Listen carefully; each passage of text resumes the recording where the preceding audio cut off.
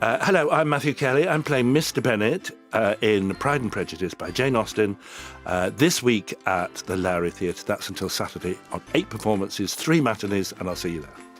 Perception in theatre is much easier to deal with because if you're watching a theatre show, then you can suspend disbelief to a greater degree, I think. Like, for instance, in this cast, we have colourblind casting.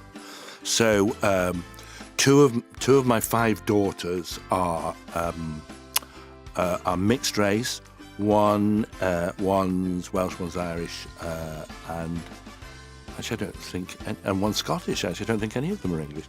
And once you kind of got over that, it doesn't make any difference. I'm a big fan of that kind of casting. It has stronger messages to give out, and you're quite right. Liberating is the right word for it, I think. And particularly with something like Pride and Prejudice, I think, which was written 200 years ago. It was published in 1813, and Jane Austen died in 1817. And this is the first, Elizabeth Bennet, my second eldest daughter in the play, is really the first feminist character in literature that you come across. And she will not conform to society. She has her own mind. She's bright, she's intelligent, she knows what she wants in life, and she will not do what everybody thinks she should do.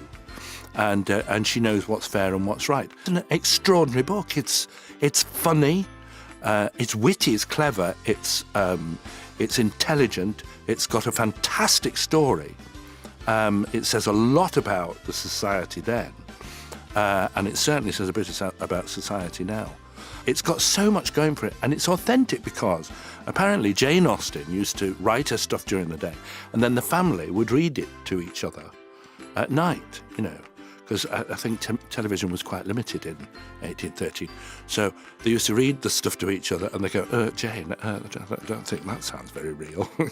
So she'd go and rewrite it. And it is the best of her 6 best-known novels. And this production is quite technical. There are 20 of us in the cast, and it's done on a giant revolve. So there are many scenes, but it's very fast-moving, and the music is very clever. And so it whizzes through, and you wouldn't think that you'll be able to tell this fantastic story with these well-defined characters in such a short space of time. I love coming back to Manchester because I always used to be frightened about coming back here because I thought, well, Manchester people will see right through me.